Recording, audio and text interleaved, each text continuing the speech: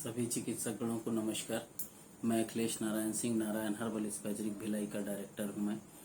और मैं आज आप सभी को 43 पेटेंट बेस में जो 42 नंबर की मेडिसिन और 9 नंबर की मेडिसिन है, इसके द्वारा पैरालिसिस ठीक करने का कंसेप्ट बताऊंगा। साथ ही आपको कार्नियल के जो 12 पेयर के नर्व होते हैं उनके फंक्शन को भी समझाऊंगा, ताकि आपको पैरालिसिस को ठीक करने में मदद मिले। ठीक है, तो सबसे पहले हम लोग जानेंगे कि कार्नियल नर्व के ऊपर जब हम काम करते हैं तो हमको ये 2 मेडिसिन की आवश्यकता होती है। वीडियो छोटा होगा इसकी गारंटी नहीं है, बड़ा होगा वीडियो। ये मोनो रहता है और ये पैरालिसिस का बेस है और D3 बेस लिखा हुआ है। यहाँ 42 नंबर की मेडिसिन है और एक ग्रीन वेजिटेबल स्पेजरिक से बना हुआ है, इसका ये सिंबल है। इसमें ट्रेड लाइसेंस नंबर है, फूड लाइसेंस नंबर है, सारा कुछ है। और ये एक मेडिसिन है NH कार्डियो बेस है। इस कार्डियो बेस का हम 5th डायलूशन बेस ब्लॉकेज तोड़ने के लिए यूज करते हैं। और इसमें 2 ठोक पैरालिसिस के लिए इस कॉम्प्रेस होते हैं, क्योंकि एक जो होता है वो सेरिबेरियम से होता है और दूसरा जो होता है वो ब्रेन स्टेम से होता है, इसलिए इसका नाम ब्रेन स्टेम ही रखा है मैंने। ठीक है, तो अब हम लोग जानेंगे कार्नियल नर्व क्या होता है, उसके फंक्शन क्या होते हैं, कहाँ कहाँ से ओरिजिनेट होता है। कार्नियल नर्व जो होता है उसको याद कैसे करें, उसकी सरल विधि क्या है। क्रेनियम जो बोन होता है उसका अर्थ होता है ब्रेन। कार्नियल नर्व जो होता है वो ब्रेन से निकलती है। कार्नियल नर्व जो होता है वो 12 पेयर में होती है। ये ब्रेन के अलग अलग हिस्सों से डायरेक्ट निकलती हैं और इसमें ब्रेन स्टेम भी आता है। तो ब्रेन का जो लोअर पोर्शन होता है वो माइल्ड ब्रेन और बोन और मेडुला जो होता है, जिससे ब्रेन स्टेम भी कहते हैं। और ब्रेन जो होता है वो और ब्रेन के जो बेस होता है वो कार्नियल नर्व के 12 पेयर होते हैं। 12 पेयर इसका मतलब ये हुआ कि ये स्पाइन के राइट साइड में भी होता है और लेफ्ट साइड में भी होता है। ये 12 पेयर जो होते हैं उसको अलग अलग ब्रेन के हिस्से से निकलता है। जो फर्स्ट फ्रंट से निकलते हुए वो बैक के मतलब ब्रेन के पोस्टीरियर भाग मतलब पिछले भाग तक जाता है। और ये जो होता है इसको जब भी गिना जाता है रोमन लैंग्वेज में गिनते हैं। 1 से लेके 12 तक रोमन लैंग्वेज में लिख लीजिएगा। और जो पहला होता है वो होता है, इसमें हम लोग यूज करते हैं ओटा फग वाह। तो TRIPPLO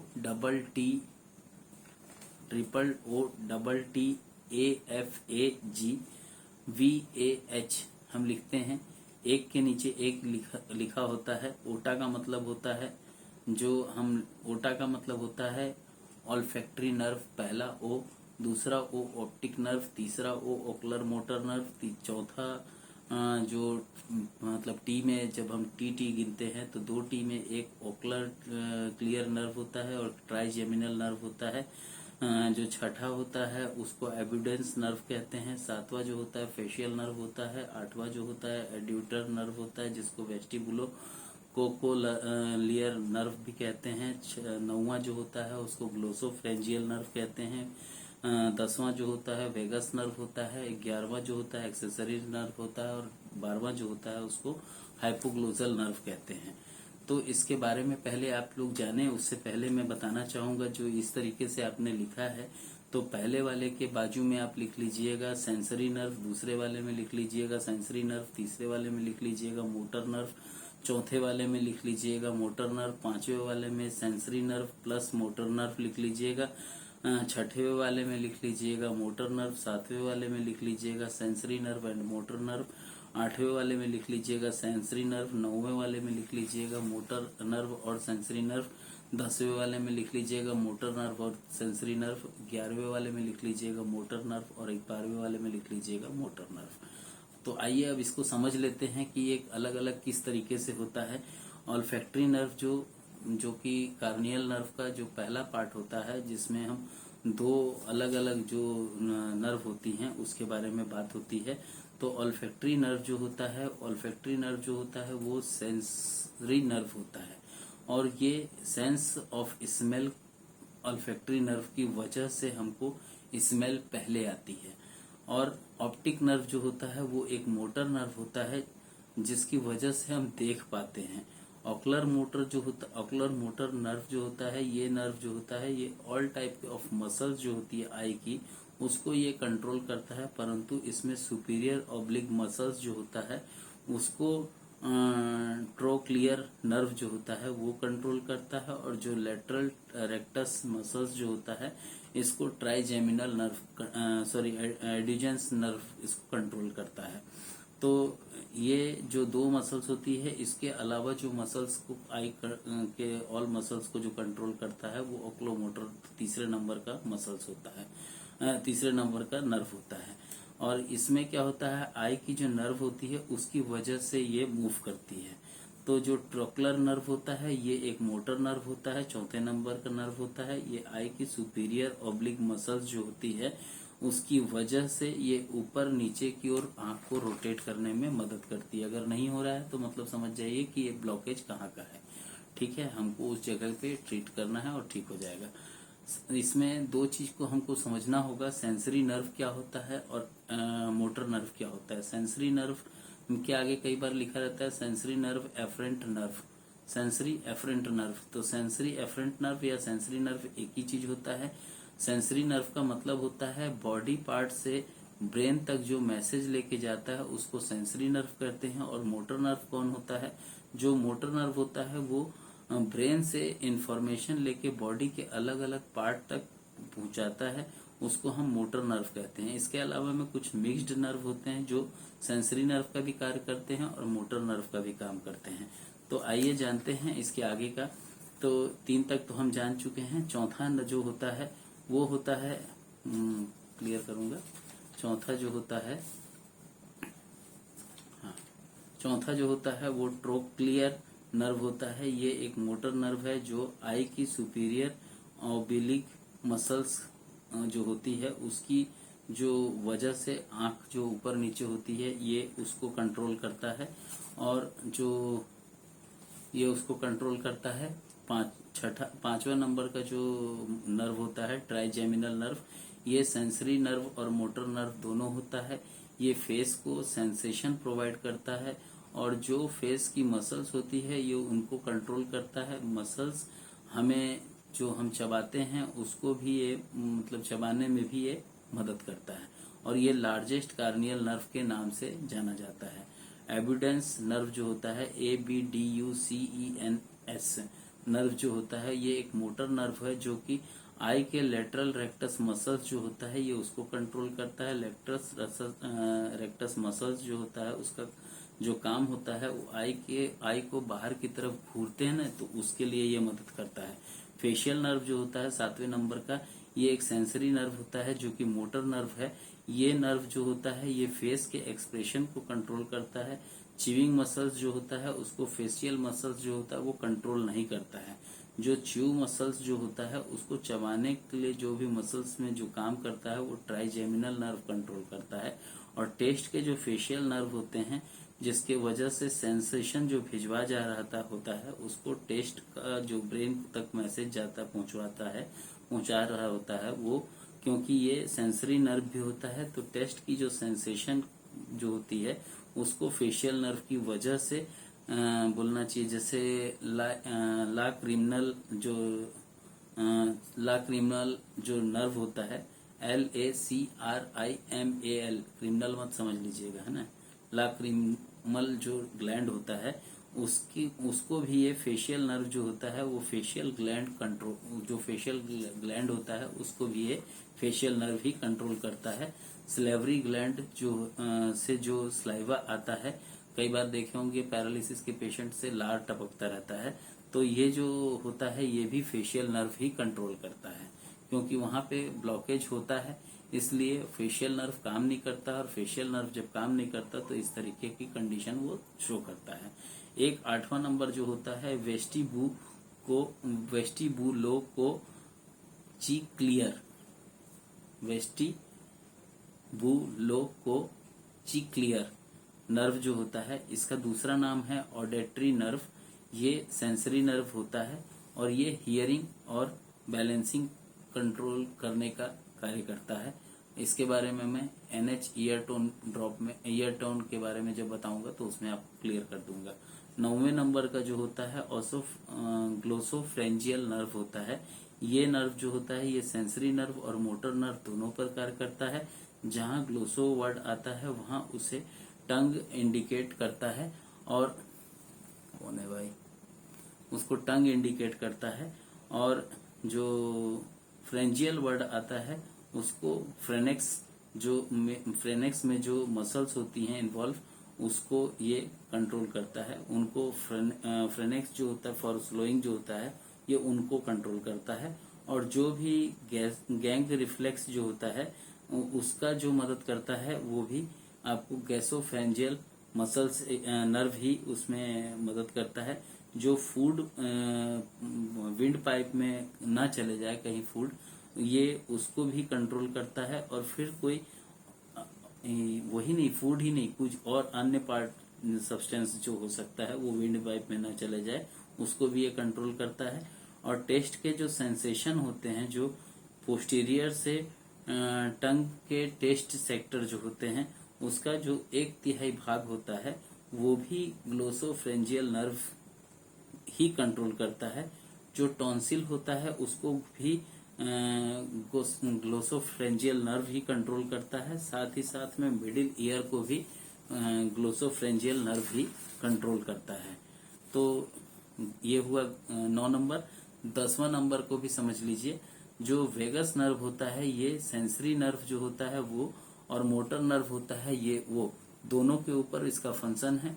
सेंसेशन के आउटर पार्ट होता है जो, वहां पे ईयर जो होता है वहां से सेंसेशन जो होता है वो थ्रॉट, हार्ट, एब्डोमिनल ऑर्गन जो होता है वो, और टेस्ट सेंसेशन जो होता है ये उसको भी कंट्रोल करता है। वेगस नर्व देन बोलना चाहिए कि ये जो थ्रोट होता है उसके मूवमेंट, और जो मुंह के ऊपर वाला जो प्लेट होता है ना, सॉफ्ट प्लेट जिसको कहते हैं, ये उसको भी कंट्रोल करता है। और इसको कंट्रोल करने के साथ ही ये मोटर नर्व का भी फंक्शन यहाँ पे होता है। और ये कंट्रोल करता है आपके हार्ट के रिदम को, हार्ट का जो रेट होता है ये उसको भी कंट्रोल करता है। जो एयरवेज होता है लंग्स के अंदर, और जो लंग्स और गैस्ट्रो इंटेस्टाइनल ट्रैक्ट जो होता है उसकी जो ये स्मूथ मसल्स जो होती है उसको भी ये वेगस नर्व ही कंट्रोल करता है। तो वेगस नर्व कहाँ कहाँ काम करता है? वेगस नर्व काम करता है salivary gland, oesophagus, stomach, small intestine, large intestine, liver, pancreas, transverse colons, आपका trachea, bronchi, lungs, heart, blood vessel, kidney और यूट्रस के ऊपर। इसको ये उन सभी को ये कंट्रोल करता है। 11वां नंबर जो है एक्सेसरी नर्व, ये एक मोटर नर्व है, और ये हेड, नेक और शोल्डर को जो शोल्डर की जो मसल्स होती हैं ये उनको कंट्रोल करता है। हाइपोग्लोसल जो नर्व होता है ये एक मोटर नर्व है, और ये टंग के मसल्स को कंट्रोल करता है। तो ये इस तरीके से टोटल 12 के मैंने फंक्शन आप सभी को बता दिए। इसमें एनएच कार्डियो का यूज तब होता है जब ब्लॉकेज होता है, और जब बीपी वगैरह फ्लक्चुएट होता है या बीपी बढ़ता है उस कंडीशन में इसका एनएच कार्डियो का यूज होता है। इसमें एक और होता है, अगर किसी को, क्योंकि 2 जगह से पैरालिसिस के जो कारण होते हैं वो 2 जगह से होते हैं। क्योंकि पहला जो पार्ट होता है जिसमें मैंने आप सभी को बताया भी, कि वो दोबारा एक बार बताना चाहूंगा क्योंकि हो सकता है यहाँ पे आप लोग बाउंस ना कर जाएं, है ना। तो ये जो फ्रंट के नंबर से आ रहे होते हैं उसको हम लोग अकॉर्डिंग टू ब्रेन के पोस्टीरियर तक, मतलब सामने से लेके पीछे तक का जो हिस्सा होता है ये 12 अलग अलग पार्ट्स के अनुसार निकलता है। So first two cranial nerve जो होता है, टू आई सेरिबेरम जो होता है, जो कि ब्रेन का एक पार्ट है। और पहली जो 2 नर्व होती है, जो पहली जो 2 कार्नियल नर्व होती है, ऑल्फैक्टरी नर्व और ऑप्टिक नर्व जो होती है, ये सेरिबेरम से निकलता है। इसलिए वहां पे हमको इसकी जरूरत होती है, इस पैरालिसिस वाले की हमको कॉम्प्रेस लगाने की आवश्यकता होती है। लेकिन बाकी जो 10 होते हैं वो कार्नियल नर्व से जो कार्नियल नर्व 10 जो होते हैं वो ब्रेन स्टेम से निकलते हैं, इसलिए हमको वहां पे कॉम्प्रेस इस ब्रेन स्टेम का लगाना होता है। तो ये 2 ही में मेरे को आप लोग इनकम देते हैं। बाकी जो है ये आपके बेस का हिस्सा है, और इसको आप बेस से आप तैयार कर सकते हैं। अगर इसके कॉम्प्रेस को आप लेना चाहते हैं तो एक जो प्रोडक्ट है वो 75 रुपीज का है, ईच, क्योंकि इसका जो MRP है वो 200 रुपए है। और एक जो ब्रेन स्टेम का है जो आपको 10 टाइप के पैरालिसिस में काम आता है, वो आपको मात्र 40 रुपए 30 ml में मिल जाता है। अगर आप इसका बड़ा पैक लेना चाहते हैं 1 लीटर का, तो 850 रुपए में ये आपको 1 लीटर का पैक मिल जाता है। तो इस तरीके से हम लोग इसके ऊपर काम किए हैं और काफी बेहतर रिजल्ट हम ले रहे हैं 43 पेटेंट बेस के द्वारा। और इसके अलावा मैं आप लोगों को थोड़ा सा मैं ये भी बताना चाहूंगा, क्योंकि पैरालिसिस जो होता है उसके ऊपर कुछ पॉइंट्स होती हैं, उस चीज को समझ लीजिए। बेल पाल्सी अगर लिखा हुआ है तो 7th कार्निकल जो फेशियल नर्व होती है उसमें कहीं ना कहीं इंजरी हुआ है या ब्लॉकेज हुआ है, जिसके वजह से पैरालिसिस जो है वो एक भाग में हुआ है, फेस के एक भाग में हुआ है। अगर फेशियल पाल्सी अगर दोनों साइड हुआ होगा, पैरालिसिस का दोनों साइड अगर चेहरा उसका लटक गया होगा, मुंह झुका हुआ टाइप का होगा, तो ये फेशियल पैरालिसिस होता है। और ये दोनों साइड का ब्लॉकेज हुआ है तब होता है। अगर किसी को आई ड्रॉपिंग लीड्स जो होती है, जिसमें उनके रिपोर्ट में लिखता है पिटोसिस, तो यहाँ पे कार्नियल जो थर्ड नर्व होती है उसके डिसऑर्डर, उसमें ब्लॉकेज होने की वजह से हो रहा है। वेगस नर्व सबसे अधिक संख्या में ब्रांचेस होती हैं यहाँ पे कैपिलरीज वगैरह की, इसलिए इसको हम बोलते हैं लॉन्गेस्ट कार्नियल नर्व, है ना। ट्राइजेमिनल नर्व जो होता है वो लार्जेस्ट नर्व होता है, लार्जेस्ट कार्नियल नर्व जो बोला जाता है वो ट्राइजेमिनल नर्व को कहा जाता है। इसमें एक होता है एर्बिस पाल्सी पैरालिसिस जो होता है, ये ब्रांचियल नर्व का होता है और यहाँ पे C5 और C6 में इंजरी होने के वजह से होता है। और इसमें रिपोर्ट में लिखा जाता है वेस्टर टिप पोजीशन, इसके नाम से भी इसको जाना जाता है। एक पैरालिसिस होता है जिसमें बोलते हैं KLUMKE, है ना। इसको इस पैरालिसिस का जो कारण होता है, ये ब्रांचियल प्लेक्स जो होता है उसके लोअर ट्रंक जो C8 और T1 में होता है उसमें इंजुरी के वजह से होता है। Longest nerve in human body in sciatic nerve, है ना। एक होता है हेमिपेल्जिया, जिसमें हेमिपेल्जिया लिखा होगा उसका मतलब होता है राइट या लेफ्ट साइड के पैरालिसिस में किसी भी एक साइड का पैरालिसिस होगा तो हेमिपेल्जिया लिखता है। पैरापेल्जिया अगर लिखा हुआ है तो मतलब समझ जाइए कि लोअर जो पैरालिसिस का जो लोअर लिम्ब है उसमें पैरालिसिस हुआ है, तो पैरापेल्जिया लिखता है। अगर रेडियल नर्व पैरालिसिस लिखा है तो इसको हनीमून पाल्सी या सैटरडे नाइट पाल्सी के नाम से भी जानते हैं। तो ये इस तरीके से पैरालिसिस की बातें हुई। अभी मैं स्पष्ट कर दूंगा, अगर राइट साइड का अगर किसी को पैरालिसिस हुआ है तो इसका मतलब होता है कि उसको हार्ट से ब्रेन को जो ऑक्सीजन सप्लाई होती थी वो ऑक्सीजन सप्लाई नहीं हुई, उसमें ब्लॉकेज है, चाहे फिर वो आपका किडनी के रिटेंशन से आ रहा हो गैस के, या आपके पोर्टल हाइपरटेंशन के वजह से आ रहा हो, या हार्ट में ब्लॉकेज के वजह से आ रहा हो, तो उसके वजह से जो ब्रेन की ऑक्सीजन सप्लाई होती है वो बाधित होती है। और उस कंडीशन में जो पैरालिसिस होता है वो राइट साइड का होता है। अगर किसी को लेफ्ट साइड का पैरालिसिस हो रहा है, इसका मतलब है कि जो पल्मोनरी से एरोटा, लेफ्ट एरोटा को जो सप्लाई होता और उसमें कमी आई है, उस ऑक्सीजन में कमी आई है, जिसकी वजह से ये हो सकता है कि ब्लॉकेज का केस हो, जिसमें मायोकार्डियो में कॉन्ट्रैक्ट ब्लड नहीं पहुंचा, ऑक्सीजन नहीं बनी, जिसके वजह से आपको जो पैरालिसिस होगा पेशेंट को तो वो लेफ्ट साइड का होगा। मतलब राइट साइड के पल्मोनरी के वजह से जो पैरालिसिस होगा वो पैरालिसिस आपको लेफ्ट साइड का होगा। तो ये अंतर है, इस अंतर को खाली समझ लीजिए, आप लिख लीजिए इस वॉइस को। और फिर भी मैं आग्रह करूंगा कि 43 पेटेंट बेस लेकर के नारायण हर्बल स्पेजरिक परिवार का हिस्सा बनिए। इससे इलेक्ट्रोहोम्योपैथी की आपकी प्रैक्टिस भी सफल होगी। आप एक फॉर्मूला एक डिजीज के अनुसार ऑल ओवर इंडिया के डॉक्टरों के साथ मिल करके एक साथ एक फॉर्मूले एक बेस से आप विभिन्न प्रकार के 523 डिजीज का इलाज कर सकते हैं। तो इसी के साथ मैं इसको विराम दूंगा। जय हिंद, जय भारत, जय छत्तीसगढ़, जय इलेक्ट्रो होम्योपैथी और जय काउंट सीजर मेटी जी। धन्यवाद।